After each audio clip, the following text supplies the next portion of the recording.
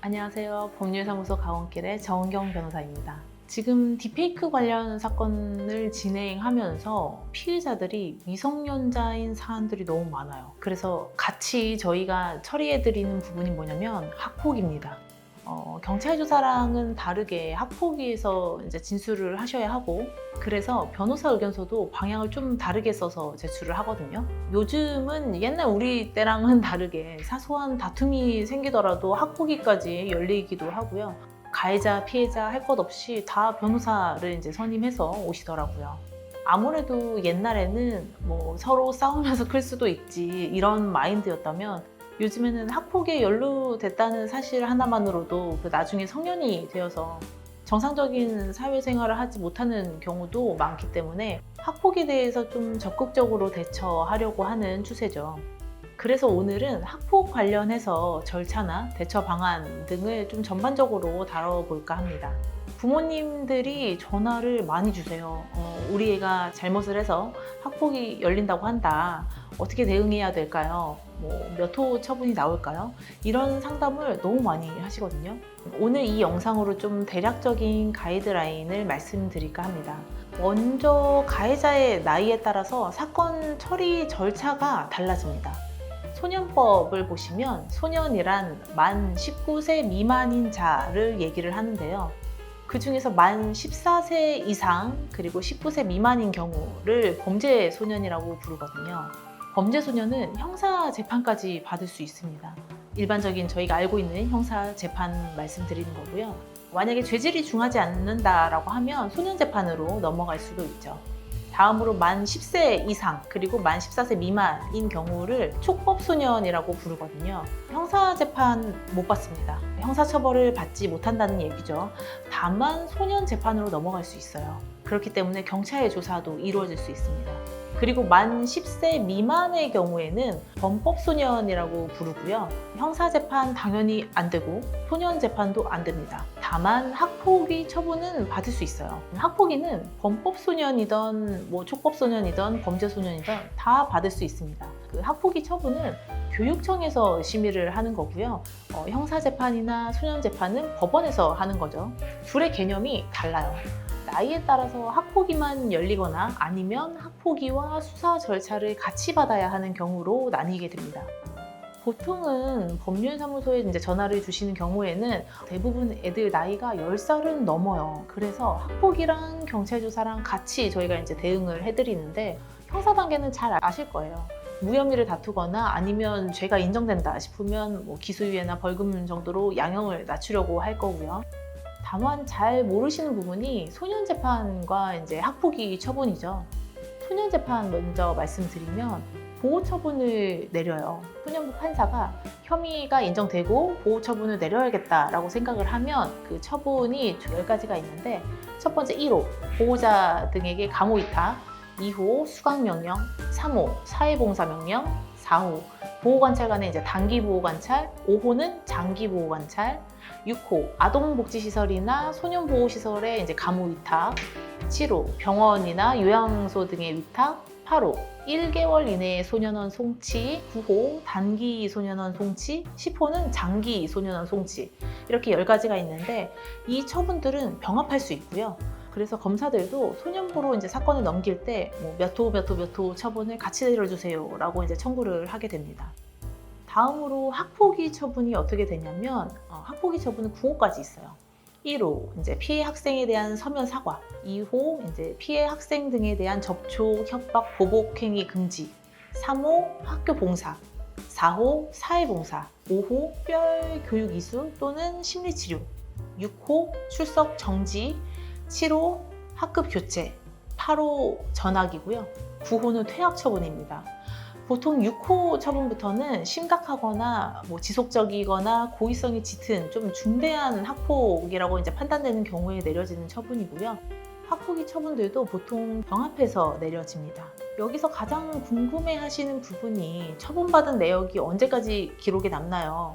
많이 물어보시는데 올해 시행규칙이 개정됐죠. 초중등교육법 시행규칙이 개정돼서 처분 기록을 보존하는 기간이 늘어났습니다. 우선 1호에서 5호까지는 그대로예요. 1, 2, 3호는 졸업과 동시에 기록이 삭제되고요. 4호, 5호는 이제 원칙은 졸업 후 2년까지는 이제 보존이 되는데 예외적으로 졸업 직전 심의를 통해서 이제 삭제가 가능합니다. 6, 7호는 원칙적으로 졸업 후 4년까지 보존되도록 개정되었고요. 원래는 2년이었습니다. 예외적으로 졸업 직전 심의를 통해서 삭제가 가능한 부분도 이제 그대로 되어 있고요.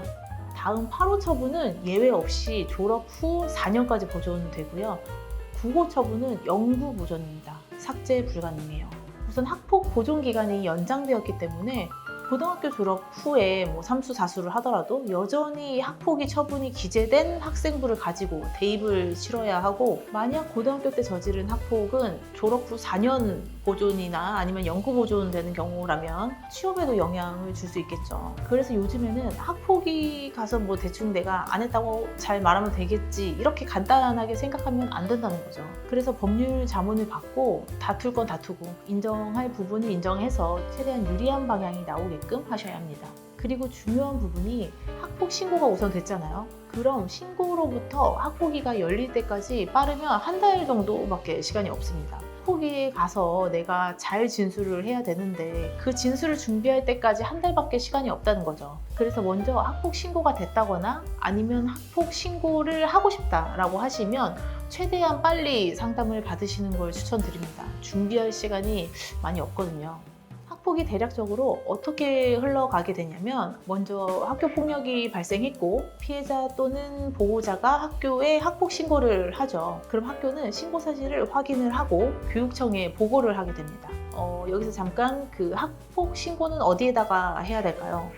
학교 담임 선생님 등 뭐 학교에 직접 신고를 해도 되는데, 만약 학교에서 자의적으로 무마할 것 같다 뭐 이런 불안감이 든다면 학교에 서면으로 이제 신고하셔도 되고요. 아니면 117번 학교폭력 신고센터에 전화를 하셔도 되고요. 성범죄라거나 아니면 피해 정도가 좀 중하고 형법상 중대한 죄에 해당된다라고 생각되면 관할 경찰서에 가서 신고를 하시면 됩니다. 그 다음 학교 내에 전담기구를 만들거든요. 이 전담기구에서 사안 조사를 해요. 전담기구는 선생님들 뿐만 아니라 학부모도 이제 포함되게 되는데, 전담기구에서 피해자, 가해자를 불러서 조사를 하고 확인서 작성도 하고요. 참고인들 면담도 하고 뭐 CCTV 확인하고 등등 이렇게 조사를 한 다음에 학교장 자체에 해결이 되는 사안인지 심의를 하게 됩니다. 학교폭력 예방법 제13조의 2를 보면 피해가 경미하거나 피해자의 동의를 받는 등 그런 요건들이 적혀져 있는데, 이런 요건들을 충족하면 학교장이 자체 해결할 수 있는 그런 사안으로 종결시킬 수가 있거든요. 그런데 만약 이런 요건들이 충족되지 않거나 피해자가 동의를 안 한다, 그러면 그때는 학교폭력심의위원회가 개최됩니다. 우리가 흔히 알고 있는 학폭위가 열리는 거죠. 그런데 여기서 이제 명칭을 다시 한번 짚고 가볼게요. 예전에는 학폭위, 즉 학교폭력대체자치위원회라는 명칭을 썼었는데 2020년 3월 1일부로 이제 폐지되었고요. 학교폭력대체심의위원회로 이제 바뀌었거든요. 줄여서 심의위원회라고 바뀌었습니다. 그리고 심의 개최 장소가 종전에는 학교였는데 이제는 교육청에서 개최가 됩니다. 이제부터는 학폭이라는 용어 대신 심의위원회라고 이제 바꿔서 말씀을 드릴게요. 참고로 선도위원회라는 게 있어요. 선도위원회가 열린다는 그 선생님이 얘기를 듣고 놀라서 이제 전화 주시는 분들이 계시는데, 선도위원회는 학교폭력을 제외한 학생의 다른 비행에 대해서 징계를 하는 학교의 내부 자치 기구입니다. 예를 들어서 뭐 학생이 음주를 하거나 흡연을 하거나 뭐 시험 부정행위를 하거나 뭐 등등이 있겠죠. 학교폭력과 무관한 절차인 거죠. 다시 돌아가 보면 학교장은 학교폭력 신고 후 14일 이내에 사안 조사 마쳐야 되고요. 전담기구 심의하고 학교장 자체 해결 여부, 자체 해결할 수 있는지 결정하고, 학교장 자체 해결 사안이 아닌 경우에는 심의위원회 개최 요청까지 완료를 해야 됩니다. 다만 필요한 경우 7일 정도까지는 이제 연기를 할 수가 있죠. 만약 학교장 자체 해결 사안으로 끝나지 않는다라고 하면 학교의 요청으로 이제 심의위원회에 사안이 접수가 되고요. 심의위원회는 접수 후에 21일 안에 심의위원회를 개최를 해야 됩니다. 다만 이것도 이제 상황에 따라 7일 정도 이내에 연장이 가능하긴 하죠. 마지막으로 심의위원회가 열리면 그날 심의까지 다 끝납니다. 그날 처분이 다 결정된다는 얘기예요. 어떤 부모님들은 심의에 뭐 꼭 참석해야 되냐 물어보시는 경우도 있었어요. 근데 참석하셔야 됩니다. 물론 특별한 사유가 있으면 서면으로 의견을 가름하셔도 되긴 해요. 그렇지만 우리 아이가 피해자든 가해자든 학폭에 관련되어 있으면 적극적으로 참여하셔서 어필을 하셔야 합니다. 가해 학생 쪽 부모님들 중에서는 뭐 그냥 가서 우리 애는 잘못 없다, 뭐 오히려 저쪽이 잘못했다 이렇게 잘 말하면 되는 거 아니냐라고 가볍게 생각하시는데, 아까 말씀드린 전담기구에서 사안을 대략적으로 다 조사를 해오기 때문에 무작정 잘못을 발뺌하시면 큰일 납니다. 이러이러한 부분은 인정하지만 뭐 이런 자료에 비추어 봤을 때는 이 부분은 인정하기 어렵다라고 이제 좀 분명히 진술을 하셔야 하고요. 그리고 심의위원으로 경찰관이 포함되어 있는 경우가 많아요. 내 사건이 중에서 경찰관까지 참석하는 건가라고 이제 걱정하시는 경우가 많은데, 구성원 자체 조건에 검사, 뭐 판사, 변호사, 경찰 등등 법조 경력이 있으신 분들도 구성하도록 되어 있으니까 겁먹지 않으셔도 됩니다. 그리고 심의 당일 가해자 측과 피해자 측이 서로 만나지 않도록 이제 절차가 진행이 되거든요.